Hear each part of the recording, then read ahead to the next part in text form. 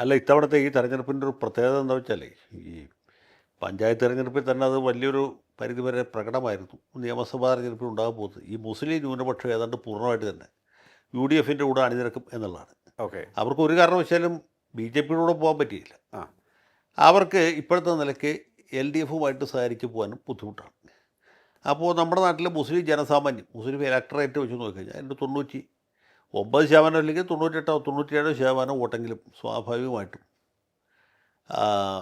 LDFിനെതിരായിരിക്കും, അഥവാ UDFന് അനുകൂലമാവും. അപ്പോൾ അങ്ങനെ ഒരു സാഹചര്യമുണ്ട്. ആ ഒരു സാഹചര്യം അത് രാഷ്ട്രീയ നേതാക്കന്മാർക്കും അറിയാം. അത് മുന്നിൽ കണ്ടുകൊണ്ടാണ് CPMകാരും BJPക്കാരും കരുക്കൾ നീക്കുന്നത്. അതായത് മുസ്ലിം വോട്ടും കിട്ടുകയില്ല, ഹിന്ദു വോട്ട് മാത്രമേ നമുക്ക് പ്രതീക്ഷിക്കാൻ പറ്റുള്ളൂ. ഹിന്ദുക്കളെ പരമാവധി പ്രകോപിപ്പിക്കുക, അല്ലെങ്കിൽ അവരെ ഉത്സാഹഭരിതരാക്കുക, എന്നിട്ട് ആ വോട്ട് കൊണ്ട് എങ്ങനെയെങ്കിലും ജയിക്കാൻ നോക്കുക. ഇതാണ് അവർ ഉദ്ദേശിക്കുന്നത്. അപ്പോൾ അത് സ്വാഭാവികമായിട്ടും BJPക്കാരും ഏറ്റുപിടിക്കുള്ളൂ. കാരണം CPMകാർക്ക് മാത്രമായിട്ട് ഹിന്ദുക്കളെ വിട്ടുകൊടുക്കാൻ പറ്റില്ല, അവരുടെ കോർ വോട്ടിനെ പോലും ബാധിക്കില്ലേ. അതെ. അപ്പോൾ ഈ ഹിന്ദു വോട്ടിന് വേണ്ടിയിട്ടുള്ള ഒരു വടംവലിയാണ് ഇപ്പോൾ നടന്നുകൊണ്ടിരിക്കുന്നത്. അപ്പോൾ ആ കൂട്ടത്തിൽ ക്രിസ്ത്യൻ വോട്ട് കൂടി കുറേ സമാഹരിക്കണം എന്ന് അവരാഗ്രഹിക്കുന്നു. അതിൻ്റെ കാരണം ഒരു മുസ്ലിം ലീഗിനെതിരെയാണ് ഇവർ പ്രചരണം നടത്തുന്നതെങ്കിലും അവർക്കറിയാം മുസ്ലിം വോട്ടിൽ കാര്യമായിട്ട് ഒന്നും കിട്ടുകയില്ല. അപ്പോൾ മുസ്ലിം ഈസിക്വൾ മുസ്ലിം ലീഗ് എന്ന ഒരു സമവാക്യം ഉണ്ടാക്കി മുസ്ലിങ്ങളെ മുഴുവൻ കൂടെ നിർത്താനാണ് കോൺഗ്രസ് വരെ ശ്രമിക്കുന്നത്.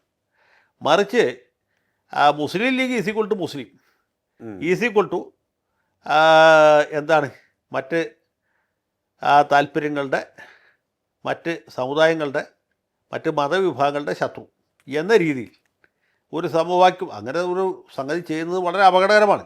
ഒരു പാർട്ടി, ഒരു മുന്നണി അങ്ങനെ ചെയ്യാൻ പാടില്ല. ഈ രീതിയിൽ കമ്പാർട്ട്മെൻറ്റലൈസ് ചെയ്യുന്നത് അത് രാഷ്ട്രീയമായിട്ട് തെറ്റാണ്, ധാർമ്മികമായിട്ട് തെറ്റാണ്. പക്ഷേ അങ്ങനെ തീക്കൊള്ളി കൊണ്ട് തലചൊറിയുന്നൊരു നിലവാരത്തിലേക്ക് ഈ രണ്ട് മുന്നണികളും പോയി എന്നുള്ളതാണ് സത്യം. CPMകാരെ അല്പം സ്വല്പം മറവും ഒളിവൊക്കെ വെച്ചിട്ടാണ് ചെയ്യുന്നത്. BJPക്കാർക്ക് പിന്നെ മേലുകേട് നോക്കാനില്ല. അവർ തുറന്ന സമീപനമാണ്, പണ്ടുതൊട്ടേ സമീപനം അതാണ്, ഇപ്പോഴും അതിൽ മാറ്റമൊന്നുമില്ല എന്നാണ് എനിക്ക് തോന്നുന്നത്. സാർ, മറ്റൊരു കാര്യം, SNDP NSSും ഇപ്പോൾ ഒരുമിക്കാൻ പോവുകയാണ്. നമുക്കറിയാം, പണ്ട് അവർക്ക് വ്യത്യസ്തമായ രാഷ്ട്രീയ പാർട്ടികളുണ്ടായിരുന്നു. അവരൊക്കെ നിയമസഭാ അംഗങ്ങളെ സൃഷ്ടിക്കുകയും ചെയ്തിട്ടുണ്ട്. എനിക്ക് തോന്നുന്നു 1982 തോന്നുന്നു. പക്ഷേ അതൊക്കെ തന്നെ പിന്നീട് ഇല്ലാതായി.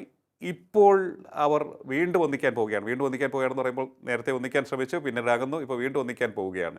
ഇത് ഏത് തരത്തിലുള്ള ഒരു പൊളിറ്റിക്കൽ ഇമ്പാക്റ്റ് ആയിരിക്കും കേരളത്തിൽ ഉണ്ടാക്കുക എന്നാണ് അങ്ങ് കരുതുന്നത്? അല്ല, ഈ നായർ സമുദായവും അല്ലെങ്കിൽ NSSും SNDPയും തമ്മിൽ ഐക്യപ്പെടരുത് എന്നൊന്നും പറയുന്നതിൽ അർത്ഥമില്ല. അവർക്ക് എപ്പോഴെങ്കിലും യോജിക്കാം. അവരെന്തുകൊണ്ട് മുമ്പ് യോജിച്ചു, എന്തുകൊണ്ട് ഇപ്പോൾ യോജിക്കുന്നു എന്നുള്ളതാണ് പ്രധാനം. മുമ്പ് ഏറ്റവും അവസാനം ഇവർ തമ്മിൽ യോജിച്ചത് ഈ മുസ്ലിം ലീഗിൻ്റെ 5ാം മന്ത്രിസ്ഥാനവുമായിട്ട് ബന്ധപ്പെട്ട ഒരു വലിയ വിവാദം ഉണ്ടായ സമയത്താണ്. അതെ. അന്ന് ഇവിടെ ഭൂരിപക്ഷ സമുദായക്കാർക്ക് രക്ഷയില്ല എന്ന് പറഞ്ഞ് അവർ ഒരു മുന്നണി പോലെ പ്രവർത്തിക്കാൻ തുടങ്ങി. നായാടി മുതൽ നമ്പൂരി വരെ ഉള്ളവരുടെ ഐക്യം എന്നൊരു ആശയം മുന്നോട്ട് വയ്ച്ചു. അങ്ങനെ BDJS എന്ന് പറഞ്ഞൊരു പാർട്ടി രൂപീകരിച്ചു. അത് വളരെ ചെറിയ ഒരു പരിധി വരെ വിജയിക്കുകയും ചെയ്തു. അവർക്ക് MLA വരെ ഒന്നും കിട്ടിയില്ലെങ്കിൽ പോലും അവർ പിടിച്ച വോട്ട് UDFന് വലിയ തിരിച്ചടി ഉണ്ടാക്കി. പറവൂർ മണ്ഡലത്തിൽ മാത്രം LDFന് ദോഷം ചെയ്തു, ബാക്കി മിക്ക സ്ഥലത്തും അത് UDFന് വലിയ ദോഷം ചെയ്തു. അങ്ങനെ LDF അധികാരത്തിൽ വന്നു. അത് ശരിയാണ്. ഇനി ഇപ്പോൾ എന്തുകൊണ്ട് അങ്ങനെ ഒരു സാഹചര്യം ഉണ്ടാകുന്നു എന്ന് ചോദിച്ചാൽ, വീണ്ടും ഒരു UDF സർക്കാർ പടിവാതിൽ വന്ന് നിൽക്കുകയാണ്. അതിന് ചെന്നിത്തലയായിരിക്കും, സതീശനായിരിക്കും മുഖ്യമന്ത്രി എന്ന് മാത്രമേ നോക്കാനുള്ളൂ. അങ്ങനെ ഒരു UDF സർക്കാർ വരികയാണെങ്കിൽ അതിലെ ഒരു പ്രധാനപ്പെട്ട ഘടകകക്ഷി അല്ലെങ്കിൽ ഏറ്റവും പ്രബലമായ രാഷ്ട്രീയ കക്ഷി എന്ന് പറയുന്നത് മുസ്ലിം ലീഗായിരിക്കും. അതെല്ലാവർക്കും അറിവുള്ള കാര്യമാണ്. അപ്പോൾ മുസ്ലിം ലീഗിന് വലിയൊരു അപ്രമാദിത്വം കിട്ടാതിരിക്കാൻ, അല്ലെങ്കിൽ ഈ ഒരു വിപത്തിനെക്കുറിച്ച് ജനങ്ങളെ ബോധവൽക്കരിക്കാൻ വേണ്ടിയിട്ടാണ് ഇപ്പോൾ ഇങ്ങനെ പാർട്ടി ഉണ്ടാക്കിയിട്ടുള്ളത്. അതാണ് ഇപ്പോൾ സംഭവിച്ചുകൊണ്ടിരിക്കുന്നത്.